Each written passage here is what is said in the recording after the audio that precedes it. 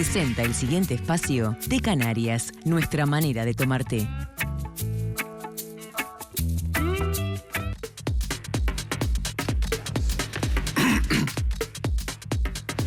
Amigos, ya continuamos con nuestro segundo tramo, el privilegio de tener aquí a un invitado en vivo, en este caso la señora ministra de Industria y Energía, la ingeniera Carolina Cose. Bienvenida y muchas gracias. Muchas gracias a ustedes. Muchas gracias. Vamos a hacer una breve pausa antes de concretar nuestra entrevista con la ministra, porque nos demandaba Magdalena Correa desde el Parlamento en tiempo real y en vivo, allí su móvil con el tema cincuentones y las explicaciones de ese presupuesto que se iban a dar. Así que les recuerdo que Té Canarias tiene una invitación para hacernos y nos vamos al Parlamento.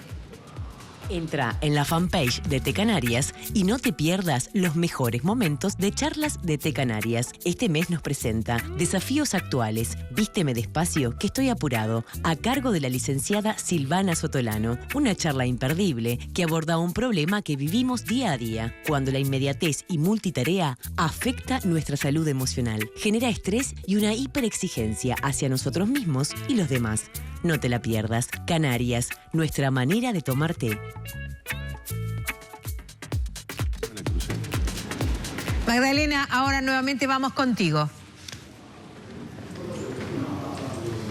Bueno, lo decíamos en el móvil anterior, la salida anterior, que había terminado esta Comisión de Seguridad Social junto con Hacienda. Se había retirado el ministro Ernesto Murro, que no estaba participando de esa específicamente. Dialogó brevemente con los medios, lo habíamos escuchado en subrayado. Quien también se retiró fue Pablo Ferrer, el subsecretario de Economía, sin brindar declaraciones a los medios. Por eso estamos con Conrado Rodríguez, diputado del Partido Colorado, para conocer un poco más cómo se trató y cuáles fueron esos números que manejó Economía dentro de la Comisión. Buenas tardes y muchas gracias. Bueno, buenas tardes. En definitiva, el Ministerio de Economía lo que vino a hacer fue a mostrar sus números, cómo llegó a los 3.700 millones de dólares de costo del proyecto remitido por el Poder Ejecutivo. Hizo toda una proyección de gastos a lo largo de casi 5 décadas. Y en ese sentido, bueno, hubo algunas apreciaciones por parte de cada uno de los diputados, integrantes de las diferentes bancadas. Sin duda es un costo elevado, es un costo alto. Nosotros creemos que hay que negociar y que hay que dialogar con las diferentes bancadas parlamentarias para lograr un acuerdo y que esto implique obviamente que se dé la justicia del reclamo de los cincuentones. En ese sentido nosotros hemos venido trabajando hace 2 años en esta temática y que se dé esta justicia, pero que también se tenga en cuenta el impacto que vaya a tener sobre las cuentas públicas de los próximos años. Esa es una situación que obviamente que nos preocupa a todos. Diputado, yo le consultaba recién si los números que maneja Economía coinciden con los que ustedes manejan y usted mismo me dijo que habían hecho proyecciones también con especialistas en el tema. ¿Coinciden? Sí, los números son muy cercanos a los que habíamos proyectado con nuestros asesores económicos. Obviamente que es muy diferente al estudio que determinó el BPS. BPS decía que... ¿Son los 3.700 millones que se manejan? Claro, BPS decía que el costo eran de 2.500 millones y finalmente el Ministerio de Economía dice que es de 3.700. Hay una diferencia muy grande y esto obviamente que tiene un impacto sobre las cuentas públicas en los próximos años, porque en los próximos años el Estado, en verdad la gente a través de su contribución, a través de sus impuestos, va a pagar unos 200 y pico de millones de dólares por año y eso obviamente que va a tener un impacto negativo, sobre todo en el déficit fiscal. Por eso nosotros sí lo que queremos es seguir teniendo el espíritu dialoguista, abriéndonos a la posibilidad de poder negociar. ¿Irían por ese camino del medio que se plantea? ¿Lo votarían? ¿Lo acompañaría el Partido Colorado? Bueno, nosotros lo que acompañamos es que la decisión de los trabajadores sea al final del camino cuando se van a jubilar.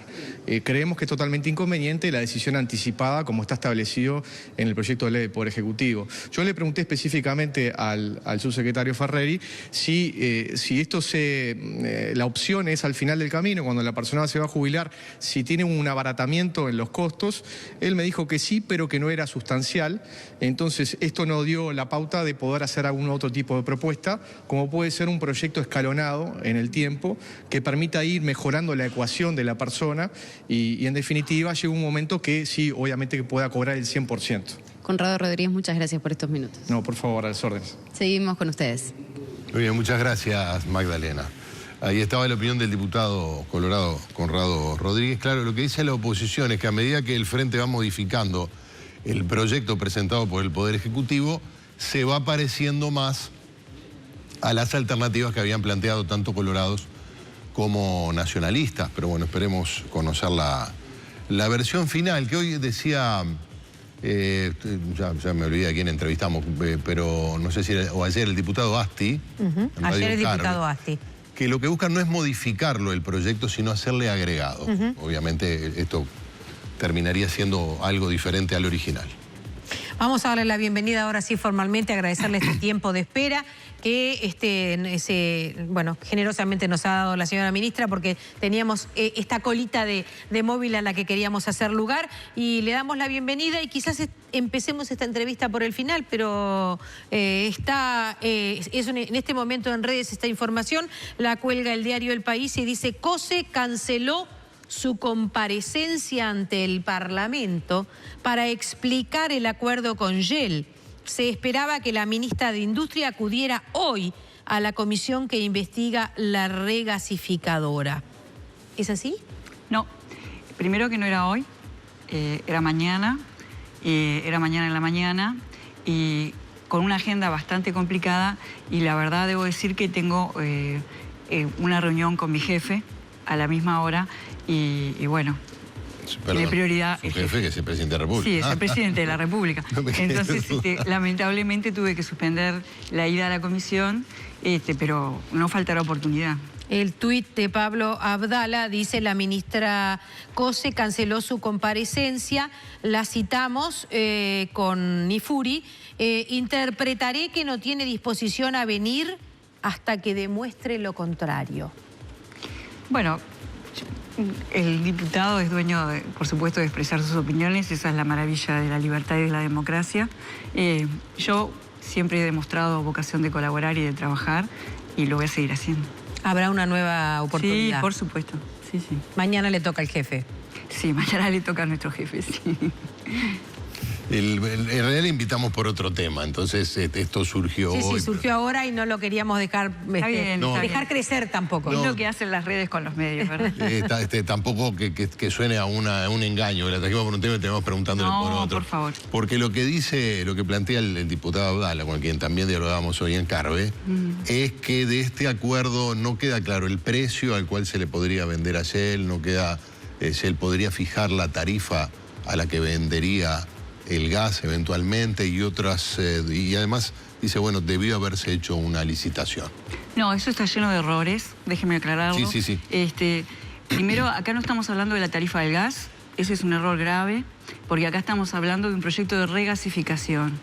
Y estamos hablando de que la tarifa de regasificación por el servicio de regasificar la va a fijar quien tenga el negocio de regasificar. Y para tener una idea, yo diría que la tarifa de regasificación podríamos decir que es más, entre 10 y 20 veces menos que la tarifa del combustible. Quiere decir que eso no impacta para nada el precio de los usuarios, que además, frente a una eventual instalación de una regasificadora, se verían beneficiados por la existencia de gas seguro en Uruguay, y esperamos que a tarifas muy competitivas. Así que eso no es verdad, es erróneo. Claro, no es una tarifa de venta al público, no, para sino nada, la cual lo compraría... No estamos hablando del gas. Claro. Estamos hablando de regasificar, o sea, yo compro algo líquido y lo tengo que volver gaseoso. Después, el tema de a qué precio vendo el gas es otra cosa, pero el servicio es volverlo de líquido a gas, no tiene nada que ver. ¿Y con respecto al monto total de la operación? Lo que pasa es que ese monto no iría por cuenta del Estado, es parte de la negociación, es que un privado asuma esos costos, ¿verdad? Pero no está en el contrato. No. Además es un memorando de entendimiento. Claro. La propia nota que vi sobre el tema, primero expresa una afirmación y después dice no es vinculante. Entonces, son cosas que no son vinculantes, son parte de un acuerdo en el marco de una negociación que se viene desarrollando bien y a la que hay que darle un poco más de tiempo, porque esa negociación depende fuertemente de dónde pueda colocar la empresa el gas, ¿verdad? El gas una vez regasificado, y ese lugar es Argentina. Argentina, claro. Entonces tenemos que dejar que avancen algunas cosas en Argentina, que vienen avanzando bien, todo viene bien, pero la negociación tiene sus tiempos, que a veces no son los tiempos que uno desea, pero la realidad es la que manda. Ministra, Uruguay va a tener un rol protagónico a nivel, a nivel mundial, si se quiere, en torno al tema de energía. Una responsabilidad que además le va a tocar a usted como ministra de Uruguay, pero a nosotros como país. Sí. ¿Estamos preparados para esa instancia? Sí, supongo que te referís al Congreso Internacional de Energías Renovables. Efectivamente. La asociación se llama IRENA. A Uruguay le toca, está postulado y ganó la postulación hace un año para presidir el Congreso. Y bueno, me toca a mí ir a presidirlo. Se viene preparando la agenda y demás. Es una responsabilidad, es una manera de destacar a Uruguay en el contexto internacional. Es una manera también para mí de seguir construyendo y enriqueciendo la marca país. En definitiva, eso va a derramar no solo en las áreas energéticas, sino en todas las áreas, ¿verdad?, de la Uruguay producción. nunca ha estado en esa posición. Desde que esta organización existe, Uruguay ha tomado decisiones a nivel energético. Sí. Algunas discutidas, o quizás todas frutos de discusiones, pero de hecho que la han reperfilado a nivel local y a nivel mundial. Sí. ¿Es momento de colgar chapa con ese tema? Sí, porque además colgar chapa con ese tema, como decís tú, contagia de esa chapa a los productos que salen de Uruguay, porque cada vez más los mercados más exigentes empiezan a valorar si las fábricas que producen productos están en países que usan energía limpia y que respetan el medio ambiente, y eso agrega valor a los productos. Eso está empezando a ser así en el mundo y nosotros pensamos que es una muy buena oportunidad para las empresas de Uruguay. Está la convocatoria era por las diferencias que se perciben en el acuerdo con UPM. Por un lado el gobierno y por otro lado la oposición, la convocatoria del senador Lacalle Pou particularmente, que generó malestar en el gobierno por las inquietudes que allí se planteaban o el sentido que le daba el senador Lacalle Pou a lo que interpreta como, de algún modo, una entrega de soberanía en las decisiones con UPM. Ustedes dicen, bueno, esto es una expresión de confianza de la empresa en Uruguay, y bueno, en esas alternativas se ha manejado esa presencia en el Parlamento. Nuevamente aparece, o ha aparecido en todos estos días, miradas críticas que tienen que ver con que dicen, bueno, la empresa en rigor no se compromete a nada. Uruguay sí se compromete a invertir, a hacer cosas que una vez que las haga y la empresa las dé por buenas, ahí veremos si es que tienen la determinación de hacer igual la planta. Esa es una mirada crítica que hay con relación a este acuerdo. Yo no comparto para nada ninguna de esas miradas. A ver. Primero, nosotros no tenemos, yo me animo a decir que el gobierno no tiene ningún malestar con respecto a las observaciones de ningún legislador. Lo que sí es bueno es tener la oportunidad con la ciudadanía para explicar de la mejor manera posible y con más claridad todo el acuerdo alcanzado y sus posibles repercusiones. Primero, lo que quiero destacar, y esto es muy importante para todos nosotros, es que la empresa nos pidió, cuando recién se acercó a plantearnos las posibilidades, nos pidió confidencialidad. Estamos hablando de una empresa enorme, con un gran prestigio internacional que cotiza en bolsa. Nos pidió confidencialidad y nosotros la respetamos, y es lo que se hace en cualquier parte del mundo. Cuando una empresa viene a hacer una inversión grande, va a negociar con el gobierno y suele pedir confidencialidad porque tiene competidores que también le analizan qué cosas están ellos analizando, ¿verdad? Eso como primer cosa. En cuanto llegamos al acuerdo, que nos llevó más de un año negociar y se aprobó en el Poder Ejecutivo, el presidente convocó un Consejo de Ministros especialmente para evaluar el acuerdo. Una vez que se dio por aprobado, inmediatamente se colgó en la página web.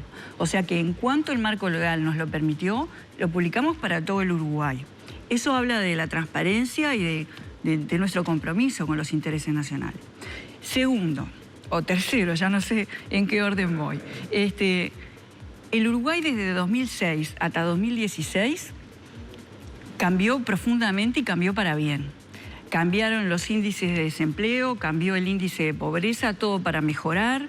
En fin, fue cambiando la matriz productiva del Uruguay, y eso, si uno ve los mapas que publica OPP, se muestra en todos los mapas que, aunque hubo una mejora sustantiva, el centro del país es el que le cuesta más tomar oportunidades de esa mejora. Es el que está, con respecto al resto del país, todo avanzó, pero el centro del país es el que tiene los peores índices de desempleo, el que está más retrasado en términos de pobreza. Entonces digo, de 2006 a 2016 hubieron una serie de políticas que permitieron este avance de Uruguay. Y tenemos un enorme desafío en el centro del país. En esta política surge una oportunidad para el centro del país. Por supuesto que tenemos que atenderla con toda la seriedad que se merece y nos llevó 1 año y pico negociar. Realmente negociamos un equipo muy grande de muchos ministerios con cientos de técnicos y negociábamos todos los días, mientras seguimos haciendo todo lo que hacemos todos los días. Este acuerdo puede permitir, a lo largo del proceso de construcción, que tiene diferentes etapas. No estoy diciendo que van a tomar gente el primer día, que no van a ser 4.000 el primer día. Pero a lo largo del proceso de construcción, 3.000, con picos de 5.000 puestos de trabajo. Si contamos los empleos directos, más los indirectos, que son aquellos de los contratistas que le venden a UPM, más los inducidos, que son aquellos que se generan porque al haber más puestos de trabajo, hay más necesidad de consumo y por lo tanto un negocio que vende alfajores, por decir algo, le va a ir mejor porque le puede vender a más gente. Esos serían los inducidos, para decirlo fácilmente. Dan el entorno de 8.000 puestos de trabajo en el centro del país. Entonces yo a veces me pregunto si hay gente que lo que le pasa es que no puede vivir con las buenas noticias. No, es una buena noticia. Eso, lo que usted dice es así, pero lo que se le reprocha es que eso ocurrirá si es que UPM decide hacerlo. Pero si decide hacerlo o no surge del acuerdo. Es más, el acuerdo surge que aún haciendo el Uruguay las inversiones que se compromete a hacer, la empresa resolverá después. Por supuesto, porque nosotros no vamos a poder resolver por la empresa una decisión de inversión de la empresa. ¿A qué abogado se le ocurre que eso puede pasar? A nadie. Lo que hace el acuerdo es limitar el tiempo para que la empresa tome la decisión. Le dice, si no la tomás antes del, creo que del 15 de febrero de 2020, todo este acuerdo cae. Y tenés que empezar de vuelta. Pero ya hicimos la vía. Y yo me pregunto, ¿cuál es la mala noticia?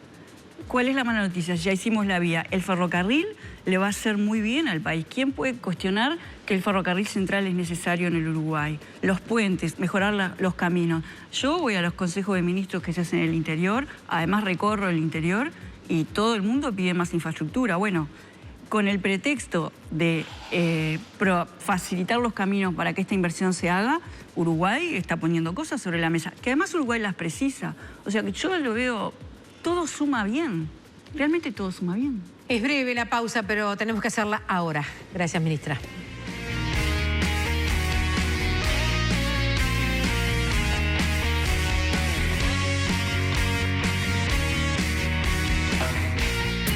Presentó Té Canarias, nuestra manera de tomar té.